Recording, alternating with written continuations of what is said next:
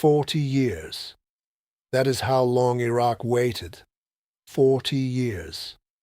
Since the country last stood on football's biggest stage, 40 years of hope, 40 years of heartbreak, 40 years of watching the World Cup from the outside, wondering if that dream would ever come back. And then, on one night in 2026, everything came down to one man, Aymen Hussein. Iraq were facing Bolivia. One game, one chance, one final step between them. In the World Cup, the pressure was enormous. Every pass felt heavy. Every mistake felt dangerous, because this was not just a football match. This was a country standing at the edge of history. And then, the moment came. The ball found Aymen Hussein, the striker, the survivor, the man who had carried pain most people could never understand. He finished the chance, and Iraq were going to the World Cup for the first time since 1986. But this story is not just about that goal, it is about everything that came before it. The loss, the war, the criticism, the injuries, the controversy, the years of fighting to be believed, because years before this moment, before the lights, before the headlines, before millions of people were watching, Aymen Hussein made a promise. He said his goal was to lead Iraq to the World Cup, not just to play, not just to score, to lead Iraq there, and years later, when Iraq needed him most, he kept his word. This is the story of Aymen Hussein, the boy from Iraq who turned pain into purpose and became the man who carried a nation back to the World Cup. Aymen Hussein was born in 1996 in the Hawija area of Kirkuk in northern Iraq, and to understand his story, you have to understand where he came from. This was not a soft football fairy tale. This was not a childhood built around perfect grass pitches, private coaches, and famous academies. This was Iraq, a country shaped by war, fear, instability, and loss. For Aymen, that violence was not distant. It was not just something he heard about. It entered his family. His father, an Iraqi army officer, was killed by Al-Qaeda. His brother was later abducted by ISIS, and his brother's fate remains one of the darkest shadows in Aymen's life. Think about that for a moment. Before the goals, before the stadiums, before fans were chanting his name, there was a young boy trying to grow up while the world around him was breaking. A boy who lost his father, a boy whose brother disappeared, a boy whose family lived through fear, displacement, and grief. When people talk about footballers, they usually talk about talent, goals, stats, trophies, transfers. But some players are made from something deeper than talent. Aymen Hussein was shaped by pain, by loss, by survival, by the kind of pressure that either breaks a person or lights a fire inside them that never goes out. For him, football became more than a game. It became an escape, a place to breathe, a place to put the anger, a place to put the grief, a place where life, for a little while, could make sense. No famous academy discovered him overnight. No giant club came to rescue him as a child. His path was quiet, local, unseen by the world. He came through clubs like Al-Alam, Tuz FC, and Gaz Al-Shamal. Small steps, simple steps, the kind of steps that do not make headlines, but that is where real underdog stories begin. Not under bright lights, not in front of millions, but in dusty places, where a young player has to believe in himself before anyone else does. Eventually, Aymen got his first senior chance with Duhok. And from that moment, football was no longer just a dream. It became his life. But his career was never smooth. It was never easy. He played in Iraq. He moved to Al-Naft, then Al-Shorta, then back again. He went to Tunisia with CS Sfaxien, then to Qatar. then the United Arab Emirates, then Morocco, then back to Iraq, again and again. He had to prove himself. New club, new country, new coach, new pressure, new doubts. Some players rise in a straight line. Aymen Hussein did not. His road was messy, full of stops, false starts, difficult moves, and chapters that never truly worked out. In Tunisia, things did not go as planned. What should have been a big step forward became a frustrating chapter. He did not become a superstar there. He did not explode the way people hoped. And that matters, because if you only tell the story of the goals, you miss the real man. Aymen Hussein did not glide to the top. He had to crawl through setbacks. He had to keep moving after disappointment. He had to keep believing, even when people had every reason to doubt him. And eventually, back in Iraq, with Al-Quwa Al-Jawiya, the goals started coming. The confidence returned. The trophies came. He became one of the most dangerous strikers in the country. Big, physical, strong in the air, aggressive in the box, the kind of forward defenders hate playing against. He was not the most elegant player. He was not the kind of striker who dances around the pitch for style. Aymen Hussein was different. He was direct, powerful, emotional, dangerous. Give him one cross, one loose ball, one mistake from a defender, and he could punish you. But club football was only one part of his story. For Aymen, the real meaning was always Iraq, the national team, the flag, the shirt, the people. When he played for Iraq, it felt bigger than football. He was not just representing a team, he was representing families who had suffered, people who had waited, people who needed something to believe in. And slowly, Aymen Hussein became more than a striker. He became a symbol. But symbols carry pressure, and pressure can become heavy, very heavy. One of the first moments that showed his power came in Qatar. Al-Marqiya against Al-Sadd. On paper, Al-Sadd were the giant, the favorite. The team expected to win, but football does not always follow the script. Aymen Hussein scored twice, Al-Marqiya came back, and Al-Sadd's long unbeaten run was broken. That is what underdog players do. They do not always dominate the whole game. They wait, they fight, and when the chance comes, they make it hurt. Then came another chapter in the UAE with Al Jazeera. Aymen scored by beating defenders and drilling a low finish into the corner. It was a reminder that he was not only strength, not only height, not only headers. There was instinct, there was technique, there was a striker's coldness, hiding behind all that emotion. But the tournament that truly changed his image was the Asian Cup, the 2023 Asian Cup, played in early 2024, became Aymen Hussein's stage. 6 goals. In 4 matches, 6 goals. In just 4 games. That is not just good form, that is domination. And then came Japan. Iraq against Japan, one of the strongest teams in Asia. A team full of stars. A team many people expected to go far. A team Iraq were not supposed to beat. But after only 5 minutes, Aymen Hussein scored. And just before halftime, he scored again. 2 goals against Japan.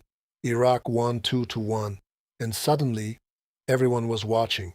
Imagine Iraqi fans that night, watching from homes, from cafes, from streets, from phones, people who had seen their country suffer for so long, now watching their national team defeat one of Asia's giants. And at the center of it all was Aymen Hussein, a man who had carried tragedy, now carrying joy.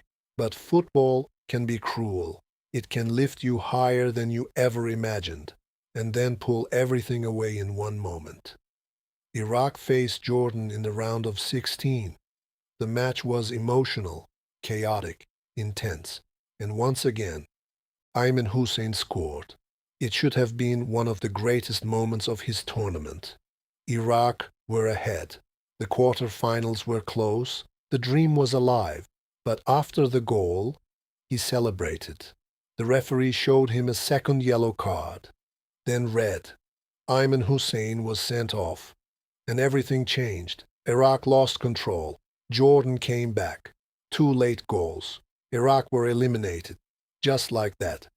The hero became the controversy. The same emotion that made him dangerous had hurt him. The same passion that made him loved had become the reason people blamed him. That is the brutal side of football. 1 minute, your country is shouting your name. The next, they are asking why you did not control yourself. People criticized him. Some blamed him for the loss. Some said he had cost Iraq the tournament. And yes, the mistake was real. But human beings are not just decisions. They are pressure. They are pain. They are history. And with Aymen Hussein, the emotion was never fake. It came from somewhere deep. That red card became part of his story. Not because it ended him, but because it gave him something else to come back from. And if there is one thing Aymen Hussein knows how to do, it is come back. Later in World Cup qualifying, he gave Iraq another reminder of who he was. Iraq faced Oman, a tight match, a hard match, the kind of match where one goal can decide everything. Aymen scored the only goal. Iraq won 1-0. But after the match, the story became even heavier. He had suffered a serious chest injury. Reports said there was internal bleeding. He needed medical treatment. Think about that. He scored the winning goal in a World Cup qualifier, while his body was paying the price. That is not just toughness. That is almost symbolic. Aymen Hussein scoring, while hurting, giving Iraq what they needed, while carrying pain inside him. And that is the rhythm of his whole story. Nothing comes easy. Every victory has a scar. Every high point comes with a cost. Every time he rises, there is something trying to pull him back down. Then came the road to 2026. Iraq's qualification campaign was not peaceful. It was stressful, emotional, full of pressure. The whole country wanted it. The players felt it. The coach felt it. The fans felt it. Because this was not just about reaching another tournament. This was about ending 40 years of waiting. 40 years. For an entire generation of Iraqis. The World Cup was something they had never seen their country play in. It was a story from the past, a memory from 1986, something parents could talk about, but children had never experienced. And now, they were close, so close, but close is dangerous, because when a dream is that near, the fear of losing it becomes even stronger. Before the playoff, the pressure was so loud that Iraq's coach, Graham Arnold, banned social media. No noise, no distractions, no outside voices. Just the team, just the match, just the dream. And then came Bolivia, the final step, one game standing between Iraq and the World Cup. Ali Al-Hamadi gave Iraq the lead. Bolivia equalized, and suddenly the fear returned. Was this going to be another heartbreak? Another story Iraq would remember with pain? Then Aymen Hussein stepped forward. The man who had once promised to lead Iraq to the World Cup, the man who lost his father, the man whose brother was missing, the man who had been doubted, blamed, injured, criticized, written off. The ball came to him, and he scored. Iraq 2, Bolivia 1, World Cup. After 40 years, Iraq were back, and the goal that took them there was scored by the man who had promised it years before. That is why this story matters, because anyone can score a goal, but not every goal carries a lifetime. Not every goal carries a family.